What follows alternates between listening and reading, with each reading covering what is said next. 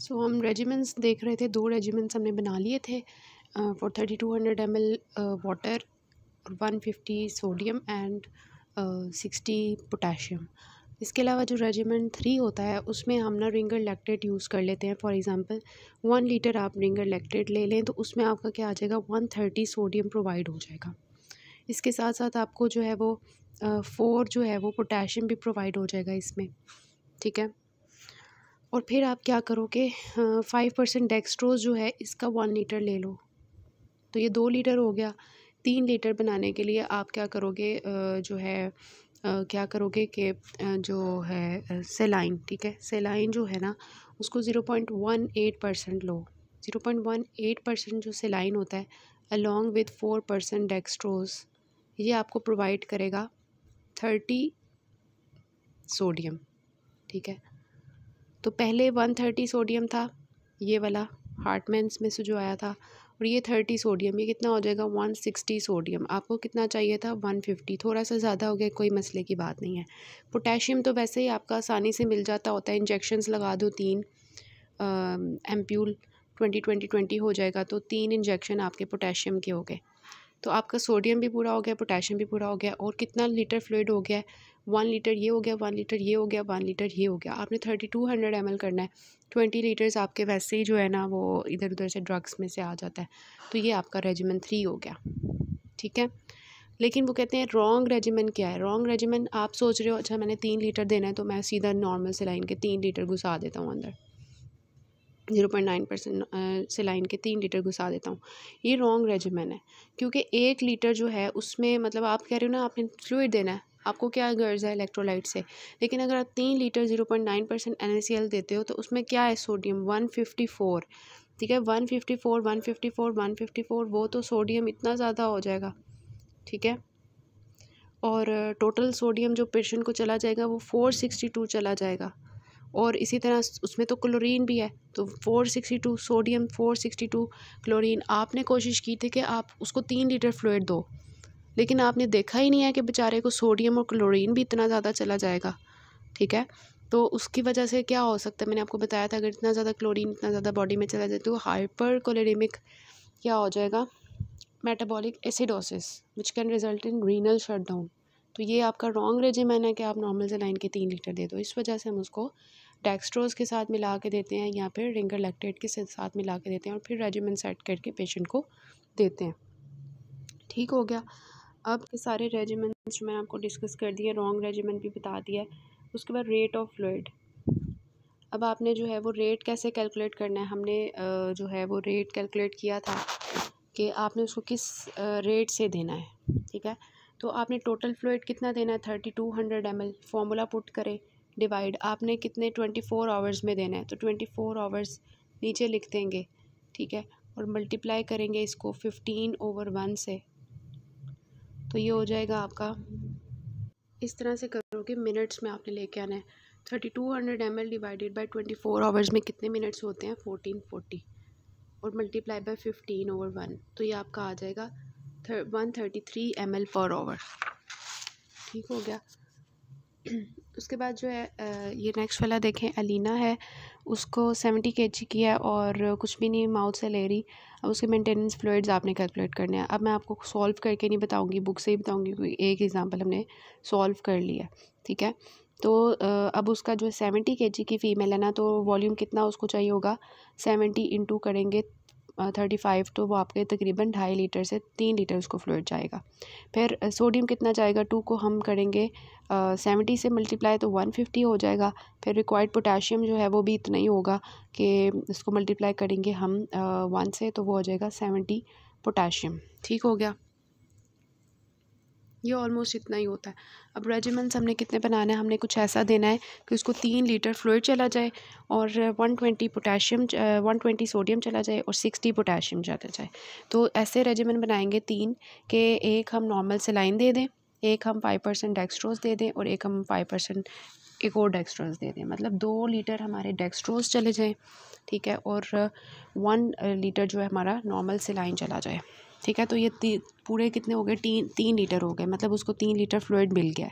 और पोटेशियम कितना, सोडियम कितना होता है नॉर्मल सलाइन के अंदर 154, तो 154 सोडियम चला जाएगा उसको। तो वो उसकी सोडियम कितना उसको चाहिए था, तकरीबन इतना ही चाहिए था, 150 चाहिए था, 120 टू 150, वो भी पूरा हो गया। बाकी पोटेशियम के हमने 3 जो है वो एम्प्यूल्स दे दिए, मतलब 20 20 20, तो वो 60 बन गया। ठीक हो गया। रेजिमेंट 2 क्या है कि जी हम क्या करेंगे, हम इसमें नॉर्मल सलाइन ना दें, हम 2 जो है वो लीटर डेक्सट्रोज के डाल दें, ठीक है, और 1 हम लीटर जो है हार्टमैन का डाल दें। तो एक हार्टमैन जो है वो आपको कितना सोडियम देता है, 131, ठीक है, और 131 मतलब आपको सोडियम पूरा हो गया। पोटेशियम जो है वो आपने कितना देना था, अब हार्टमैन से 5 जो है पोटेशियम आ जाता है, बाकी आप 20 20 दे दें तो आपने एक और 3 एम्प्यूल नहीं देने, 2 एम्प्यूल देने हैं, क्योंकि हार्टमैन से भी 5 पोटेशियम आ रहा है, तो उसको आपने जो है फिर इस तरह से फुलफ़िल करना है। ठीक हो गया। अब दोनों हम रेजिमेंट्स दे सकते हैं, मतलब हम उसमें हार्टमैन भी दे सकते हैं, सलाइन भी डेक्सट्रोज के साथ मिलाकर एक दिन में। लेकिन आपको नज़र आ रहा है कि इलेक्ट्रोलाइट्स एग्जैक्ट वो नहीं मिल रहे उसको कि जो उसको मिलना चाहिए। थोड़ी बहुत ऊपर नीचे हो जाता है, लेकिन इसकी वजह से कोई हार्म नहीं होता। ठीक है। फिर 55 ईयर्स ओल्ड मेल है, उसका इतना वेट है 63, एमरजेंसी में कंफ्यूज स्टेट में आया है। ठीक है। अब देखें कंफ्यूज स्टेट में है, मतलब देखें उसको सवेयर एब्डोमिनल पेन डिस्टेंशन, अब ये रिससिटेशन वाला केस आ गया है। अब आपने मेंटेनेंस में उनकी रिससिटेशन भी करनी है। ठीक हो गया। तो इस तरह आपको पता चलेगा पेशेंट जो है स्पीयर वॉल्यूम डिप्लीशन में है, तो आपने आईवी लाइन डालनी है, रिससिटेशन देनी है, उसको क्रिस्टलॉइड्स देने हैं, combination of colloids and crystalloids. मैंने आपको बताया था रिससिटेशन में कैसे देते हैं। उसकी एबीजीज देनी है, उसकी इलेक्ट्रोलाइट्स, उसके pulse rate, BP, urine output, lactate level, उसको सबको करके फिर आपने मेंटेनेंस सारा कैलकुलेट करना है। ठीक है। फिर 63 ईयर्स ओल्ड मेल है, उसको परसिस्टेंट वॉमिटिंग चल रही है, और वॉमिटिंग में मैंने आपको बताया था एसिड बेस बैलेंस में कि क्या लॉस होता है, पोटेशियम और क्लोराइड। ठीक है। HCl लॉस होता है। ठीक है। और gastric outlet obstruction, severely dehydrated है, तो व्हाट मेटाबॉलिक एबनॉर्मलिटीज़, उसको क्या होगा, ये हम पढ़ चुके हैं। ये UQ जो हमने सॉल्व किया था एसिड बेस बैलेंस में, कि उसको हाइपोकैलेमिक मेटाबॉलिक एल्कलोसिस होता है। क्यों? क्योंकि उसकी वॉमिटिंग में HCl लॉस हो रहा होता है। ये हम क्वेश्चन सॉल्व कर चुके हैं अपने UQ में, जो हमने एसिड बेस बैलेंस के साथ किया था। और पैराडॉक्सिकल एसिडिफिकेशन होती है यूरिन की। अब इसमें जो उन्होंने सारी एक्सप्लेनेशन आपको दी हुई है, जो हमने वहाँ पे एक बनाई थी कि वॉमिटिंग की वजह से HCl लॉस होता है, पोटेशियम आयंस लॉस होते हैं, जिसकी वजह से हाइपोकैलेमिक मेटाबॉलिक एल्कलोसिस होता है। तो किडनी क्या करती है, इस सब को जो है वो कॉम्पनसेट करने के लिए क्या करती है, क्योंकि बॉडी में एल्कलोसिस हुई होती है, तो वो क्या करती है कि HCO3 जो है उसको बाहर निकालने की कोशिश करती है बॉडी से। ठीक है। HCO3 हमारा बाहर जा रहा है, यहाँ पे आउट लिख देते हैं। ठीक है। जो बाइकार्बोनेट है वो बाहर है, ताकि pH नॉर्मल की तरफ आ सके। ठीक है। लेकिन HCO3 जब बाहर जा रहा होता है, तो साथ ही क्या हो रहा होता है, सोडियम जो है वो अंदर आ रहा होता है बॉडी के।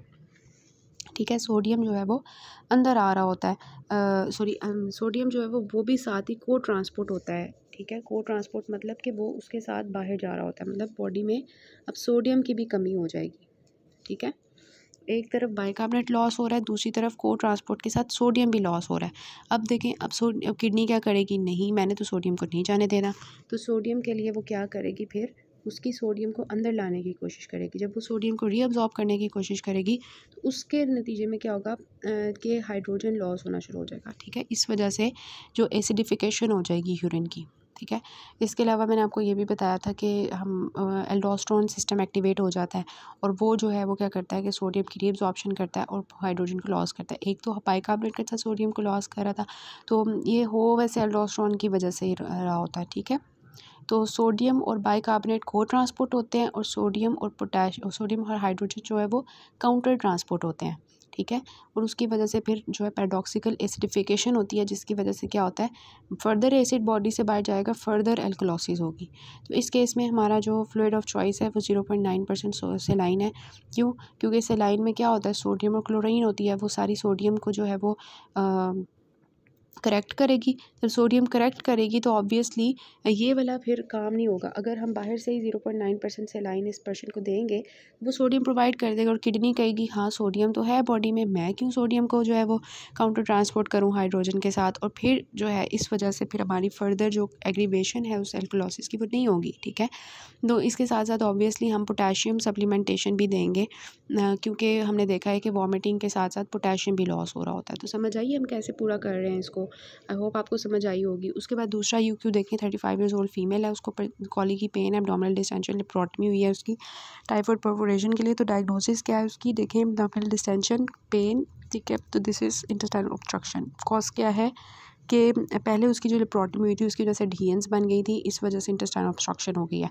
ठीक है, उसके बाद क्या है आइडियल फ्लूइड उसका क्या होगा, देखें आप उसको जो है, क्योंकि ऑब्स्ट्रक्शन है और ऑब्स्ट्रक्शन में क्या होती है, वॉमिटिंग होती है, और वॉमिटिंग में क्या लॉस होता है हमारा जो है वो वॉमिटिंग जो है उसकी वजह से, और इसके अलावा एक तो वॉमिटिंग हो रही है, दूसरा नेज़ोगैस्ट्रिक एस्पिरेशन हो रही है, फीवर, स्वेटिंग, इन सब में डिहाइड्रेशन हो रही है, हाइपोनेट्रीमिया, हाइपोकैलीमिया। ठीक है, सोडियम भी लॉस हो रहा है, पोटेशियम भी लॉस हो रहा है। तो सोडियम पोटेशियम को कंप्लीट करने के लिए नॉर्मल सेलाइन होना चाहिए, नहीं कौन सा ऐसा सोल्यूशन था जो सोडियम पे प्रोवाइड कर रहा था और जो है हमारा वो भी प्रोवाइड कर रहा था क्या मैं पोटेशियम, दैट वाज या तो हार्टमैन्स या रिंगर्स। तो रिंगर्स आपको प्रोवाइड करेगा, और क्योंकि वो प्लाज्मा से बहुत ज़्यादा जो है वो होता है करीब करीब। ठीक है, और रिससिटेशन भी हम करेंगे उसकी, नॉर्मल पल्स, BP और adequate urine output, ABGs, electrolyte should be check हो रही है। अर्ली पोस्ट ऑपरेटिव पीरियड के लिए फ्लूइड ऑफ चॉइस क्या है। ठीक है, अच्छा क्या है कि पेन एंड नारकोटिक्स जो हैं ये क्या करते हैं, ADH की सिक्रीशन करवाते हैं। ठीक है, तो ADH जो है जब वो स्क्रीट होगा तो उसकी वजह से क्या होगा, वाटर बॉडी में जमा होगा। ठीक है, तो अगर इस केस में हम जो है वो हाइपोटोनिक फ्लूइड्स देंगे तो उसके जैसे हाइपोनेट्रीमिया होता है, तो हम क्या देते हैं उसको 0.9% और डेक्स्ट्रोज सेलाइन देते हैं, डेक्स्ट्रोज सेलाइन देते हैं पहले 24 घंटों में, और 24 घंटे मेंटेनेंस फ्लूइड देने के बाद रिप्लेसमेंट फ्लूइड्स देंगे in addition to required potassium, early return to oral fluids. ठीक हो गया। सो ये हमारा था टॉपिक। अब ना ये हमारा फ्लूइड बैलेंस हो गया, मतलब ये जो हमारी फ्लूइड थेरेपी चलती होती है इसको, जब भी आपके पास कोई भी पेशेंट होता है ना तो आपने उसका प्री ऑप स्टेटस देखना होता है। प्री ऑप स्टेटस में आपने क्या क्या चीज़ें चेक करनी होती है कि उसकी एज भी ठीक थी ऑपरेशन से पहले, उसका हाइड्रेशन स्टेटस ठीक था, उसके इलेक्ट्रोलाइट्स जो हैं वो ठीक थे, ये तीनों चीज़ें आपने चेक करनी होती हैं। अगर ये चीज़ें ठीक होंगी फिर आपने ऑपरेशन स्टार्ट करना है। ठीक है, तो आपका एज भी जो है वो आपका करेक्ट होना चाहिए। उसके बाद हाइड्रेशन स्टेटस आपका कैसे ठीक होगा, CVP और यूरिन आउटपुट से, उसको उसके साथ आपने मॉनिटर करना है। इलेक्ट्रोलाइट्स कैसे चेक करते हैं, ये आपने फॉर्मूला याद कर लेना है, टोटल बॉडी वाटर जो होता है उसको मल्टीप्लाई करते हैं वेट के साथ, जो बॉडी का वेट होता है, और फिर हम डिज़ायर्ड जो हमारा वैल्यू होती है माइनस पेशेंट की जो वैल्यू है इलेक्ट्रोलाइट की, उसको माइनस करते हैं, तो फिर हमारा आ जाता है। इसी तरह पोटेशियम के लिए, सोडियम के लिए भी यही होगा और पोटेशियम के लिए भी, कि 0.6 जो वाटर बॉडी वाटर है, ठीक है, तो 0.6 इंटू वेट होगा और डिज़ायर्ड माइनस जो हमारा पेशेंट का है। इन ड्यूरिंग ऑपरेशन हमने किन किन चीज़ों को चेक करना होता है, ऑपरेशन करने से पहले HP है, हाइड्रेशन स्टेटस है और इलेक्ट्रोलाइट्स हैं। ठीक है, ड्यूरिंग ऑपरेशन जो है हमारे क्या हैं, हमारे मेंटेनेंस फ्लूइड्स हैं, जो कि मैंने आपको बताया है कि वो कैसे हम कैलकुलेट करते हैं, पानी कितना होना चाहिए, सोडियम और पोटेशियम, हमने इतनी ज़्यादा एग्जांपल्स भी सॉल्व किए हैं। इसके अलावा ब्लड लॉस ड्यूरिंग ऑपरेशन कितना चल रहा है, फिर थर्ड स्पेस लॉसेस कितने चल रहे हैं, अगर छोटा सा इंसिजन है, मतलब छोटे छोटे प्रोसीजर्स हैं, लाइक बहुत छोटा सा प्रोसीजर है, छोटा सा कट लगा है, जैसे कि हर्निया का ऑपरेशन है। ठीक है, तो उसमें जो थर्ड स्पेस कैलकुलेटेड होती है लॉसेस, वो 1 to 3 ml/kg/hour होता है। अगर मीडियम इंसिजन है तो उस केस में 3 to 7 है, और अगर लार्ज इंसिजन्स हैं तो 9 to 11 है। ठीक है, ये कैलकुलेटेड है, मतलब ये आपने पुट करनी होती हैं जस्ट। और उसके बाद तीसरी चीज़ जो होती है maintenance fluids, blood loss, third space loss, चौथी चीज़ जो होती है वो ऑनगोइंग लॉसेस होते हैं, जो हमने देखे हैं कि NG ट्यूब से आपने देख लेना है स्टूल कितना पास किया, बाइल कितना है, पैंक्रियाटिक जूसेस कितने हैं, और ड्रेन कोई लगा हुआ है तो वो सब कुछ ऑनगोइंग लॉसेस चलेंगे। तो ड्यूरिंग ऑपरेशन जिससे आपने देखना है कि फ्लूइड स्टेटस पेशेंट का वो है मेंटेनेंस फ्लूइड्स, ब्लड लॉस कितना है, थर्ड स्पेस लॉस तो नहीं है, और ऑनगोइंग लॉसेस। ठीक है, लेकिन सर्जरी में ये सारी चीज़ें जो है एनेस्थेटिस्ट जो होता है वो करता है, ये हमारा काम नहीं होता, लेकिन आपको पता होना चाहिए आपने मैनेजमेंट कैसे करनी है। पोस्ट ऑपरेटिव मैनेजमेंट, आपके पास पेशेंट आ गया है, उसका ऑपरेशन हो चुका है, आपने सबसे पहले देखना है कि उसकी प्री ऑपरेटिव ठीक थी सारा कुछ, मतलब उसका HP, उसका हाइड्रेशन स्टेटस, उसके इलेक्ट्रोलाइट ठीक थे, और इंट्रा ऑपरेटिव उसकी सारी चीज़ें ठीक थी, उसकी फ्लूइड मैनेजमेंट ठीक थी। मैनेजमेंट वो जो हमने 4 चीज़ें देखी हैं, blood loss, ongoing losses, third phase losses, मैंने वो सब कुछ ठीक था। उसको जो ऑन लॉसेस चल रहे थे उसको उसका फ्लूइड मिल गया था प्रॉपर। और फिर आपने जो उसका मेंटेनेंस रिक्वायरमेंट जो है, अब उसका देखना है कि अब उसकी हमने वो रिक्वायरमेंट जो है वो कैसे पूरी करनी है, मेंटेनेंस थेरेपी। तो पोस्ट ऑपरेटिव मैनेजमेंट हमारी ऐसी होनी चाहिए कि उसमें सॉल्ट जो है वो कम होना चाहिए, ठीक है, और लो टोटल वॉल्यूम होना चाहिए। सॉल्ट भी कम होना चाहिए और ऐसा फ्लूइड होना चाहिए जिसमें सॉल्ट कम होना चाहिए और टोटल वॉल्यूम जो है वो कम होना चाहिए, ठीक है, और पोटेशियम नहीं होना चाहिए,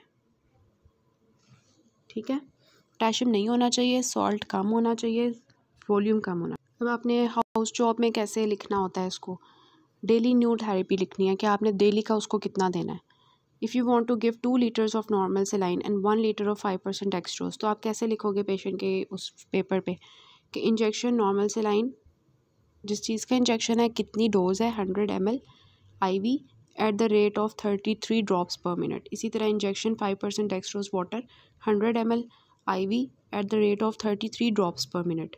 injection normal saline 1000 ml IV at the rate of 33 drops पर मिनट। तो इस तरह से आप लिखोगे, हर दिन नई लिखोगे।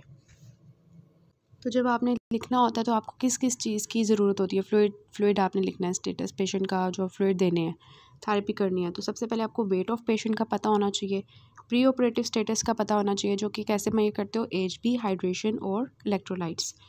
पर ऑपरेटिव ड्यूरिंग ऑपरेशन चाहिए होता है, जो कि आपको मैंने 4 चीज़ें बताई हैं, maintenance fluid, third space loss जो हमने माइनर, मॉडरेट और स्वेयर कट के केसेस में देखा था कि फिक्स होती है वैल्यू, ठीक है, और इसके अलावा ऑनगोइंग लॉसेस जो NG ट्यूब से ड्रेन के थ्रू और सेक्टर वो लूज़ हो रहा होता है, और ब्लड लॉस कितना चल रहा है, ठीक है, ये सारी चीज़ें 4 चीज़ें जो हैं वो आपकी ड्यूरिंग ऑपरेशन होगा। और पोस्ट ऑपरेटिव जो हमारी चीज़ें हैं वो कैसे रिक्वायर्ड हैं, ठीक है, जिसमें लो इन सॉल्ट होना चाहिए, लो इन टोटल वॉल्यूम होना चाहिए और नो पोटाशियम होना चाहिए। तो इस तरह से आपकी सारी इन्फॉर्मेशन रिक्वायर्ड होती है और फाइनल आप लिखते हो कि इस पेशेंट को कितनी ज़रूरत है फ्लूइड की, और हर दिन आपने नई चीज़ लिखनी है। A 40 years old woman is recovered from the debris of an earthquake in October, 5 days after incident. She is semi-conscious, responding to loud verbal commands after adequate airway control in the camp hospital. What will be your fluid and electrolyte replacement strategy where there is no obvious or concealed hemorrhage? मतलब कि वो resuscitation की उसको ज़रूरत नहीं है, वो ठीक है। तो अब हमारे दूसरे 2 थेरेपीज़ होंगी, मेंटेनेंस थेरेपीज़ और रिप्लेसमेंट थेरेपीज़, ठीक है। तो इसमें जो मेंटेनेंस थेरेपी होगी वो क्या होगी, वाटर कितना होगा, 40 ml पर kg पर डे, और सोडियम कितना चाहिए होगा इसको।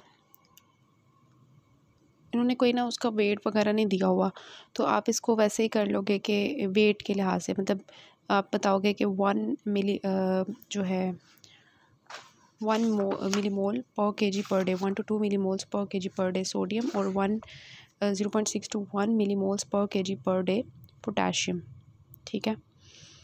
उसके बाद monitoring of the efficacy therapy, आप कैसे मॉनिटर करोगे, हमने देखा था कि क्लिनिकल एग्जामिनेशन करेंगे, BP pulse, ABG, serum electrolytes करेंगे, और इसके अलावा क्या था, heart rate, blood pressure, urine output, calorie refill, daily wait, jugular Venus pulse, pedal oedema, skin turgor over the clavicle, chest auscultation for the fine basal crackles, lactate level and base success.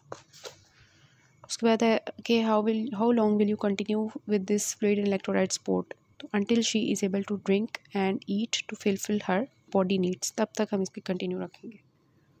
अब यहाँ तक जो चीज़ें थी ना वो थी जो नहीं थी, आगे से जो वाटर बैलेंस वाली चीज़ें हैं वो आसान ही है, जल्दी जल्दी हम गो थ्रू करेंगे। अब वो बता रहे हैं आपको कि हाइड्रोस्टैटिक प्रेशर होता है जो कि एक्चुअली डिस्ट्रीब्यूट कर रहा होता है वाटर को ICF और ECF में, और जो कि कब चेंज हो जाता है हाइड्रोस्टैटिक प्रेशर, आफ्टर स्ट्रेस और इंजरी। और ऑनकोटिक प्रेशर किससे डिटर्मिन होता है, प्लाज्मा प्रोटीन से। और एल्ब्यूमिन जो कि उसको फ्लूइड को जो है वो फ्लूइड उसके अंदर प्लाज्मा में रखता है, हम पहले बात कर चुके हैं। फिर जो एल्डोस्टेरोन और ADH होते हैं ये हमारे अंदर होते हैं, और ये क्या करते हैं कि जब रिलीज़ होते हैं बॉडी में तो सोडियम वाटर की रिटेंशन कर रहे होते हैं, लेकिन जो एट्रियल नाइट्रोलाइटिक पेप्टाइड होता है ये जो है हाइपरवोलीमिया में रिलीज़ होता है, और ये क्या करता है कि जब भी बॉडी में बहुत ज़्यादा पानी हो जाता है ना तो ये रिलीज़ होना शुरू हो जाता है। क्यों? क्योंकि पानी जब ज़्यादा होगा, हाइपरवोलीमिया होगा, तो एट्रिया जो है डिस्टेंड करेगा, एट्रिया डिसेंड करेगा तो उसमें से एक हार्मोन निकलेगा जिसको कहते हैं एट्रियल नाइट्रोलाइटिक पेप्टाइड, और ये क्या करेंगे सोडियम और वाटर की एक्सक्रीशन कर रहे होंगे। मतलब एल्डोस्टेरोन और ADH जो है वाटर की रिटेंशन करवा रहे हैं, और एट्रियल नाइट्रोलाइटिक पेप्टाइड जो है ये वाटर और सोडियम की एक्सक्रीशन करवा रहे हैं। अब एक अडल्ट के अंदर डेली फ्लूइड रिक्वायरमेंट कितना होता है हम पहले पढ़ चुके हैं मेंटेनेंस थेरेपी में 35 to 40 ml, और बच्चों के अंदर जो है वो ज़्यादा पानी होता है तो उनकी जो रिक्वायरमेंट होती है वो ज़्यादा होती है। बर्थ पे 75 ml पर kg पर डे, और फिर during first week of life बढ़ जाती है 150 ml पर kg पर डे, और फर्स्ट मंथ ऑफ लाइफ के बाद जो है वो डिक्रीज़ होना शुरू हो जाती है 4:1 फार्मूला से, जिसको हम एस्टिमेट कर सकते हैं। कहते हैं कि फ़र्स्ट 10 kg जो है बॉडी वेट उसको कितना चाहिए 4 ml पर kg पर आवर चाहिए। ठीक है, नेक्स्ट 10 kg को कितना चाहिए 2 ml पर kg पर आवर, और हर kg जो उसके बाद है उसको 1 ml पर kg per day per hour चाहिए। ठीक है, ये पर आवर की बात की जा रही है, पहला 10 kg, दूसरा 10 kg और उसके बाद ईच kg। ठीक है, पहले 10 kg को कितना चाहिए 4 ml पर kg पर आवर, दूसरे 10 kg को 2 ml पर kg पर आवर, और उससे ज़्यादा वाले 4:1।